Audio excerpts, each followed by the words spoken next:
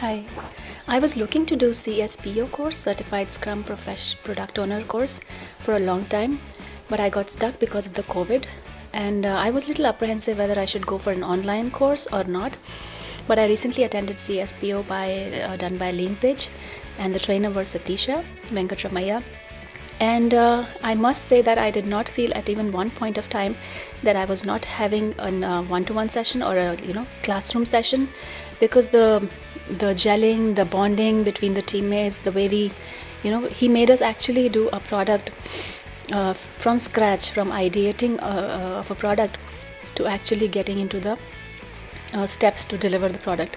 So I never felt that initially I never felt that it would have been possible without being in a classroom environment, but he made it sure that we could do it, and we had so many break room times where we would gather as a team and discuss, and he had various tools to make sure that we were facilitated to take our product to a next level, discussing as a team.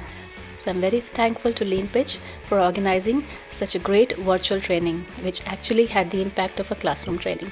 Thank you.